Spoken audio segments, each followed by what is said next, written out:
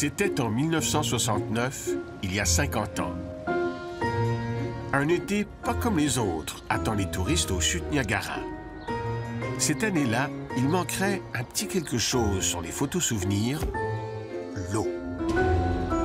À l'été 1969, les autorités décident de fermer le robinet. Les chutes Niagara sont parmi les plus connues au monde. Elles se divisent en trois. La plus large, le fer à cheval, coule du côté canadien. La chute américaine et celle du voile de la mariée coulent du côté américain. Ce sont ces chutes américaines que la Commission mixte internationale et son groupe conseil décident d'assécher en obstruant le chenal en amont.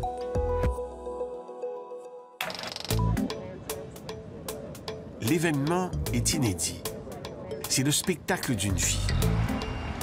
Le barrage temporaire fait presque 200 mètres de long. Ce qui justifie ce détournement d'eau, c'est en partie un événement qui s'est produit 15 ans plus tôt.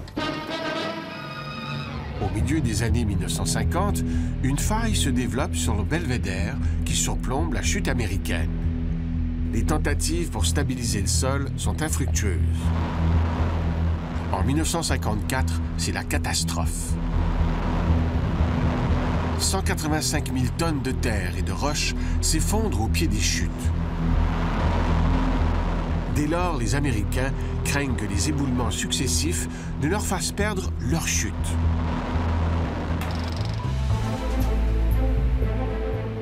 C'est plus tard, pour étudier l'érosion et la stabilité du sol, qu'un groupe spécialisé est mis en place. Leur travail ne peut se faire que si une portion de la rivière est à sec. Le 16 juin 1969, pour la première fois, les ingénieurs posent les pieds sur le lit de la rivière. Ils arpentent les lieux, cartographient le site, analysent les failles et le stress qui s'y est accumulé. En parallèle, on évalue la possibilité d'enlever l'amoncellement de roches au pied de la chute.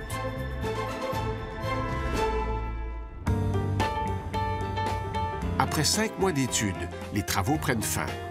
En novembre 1969, le barrage temporaire est rouvert.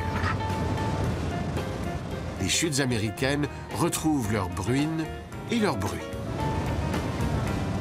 Dans leur rapport, les ingénieurs concluent qu'il n'est pas souhaitable de se lancer dans des grands travaux d'ingénierie pour stabiliser le sol. Plutôt, laisser la nature suivre son cours. Aujourd'hui, 50 ans plus tard, on planifie assécher à nouveau les chutes du côté américain.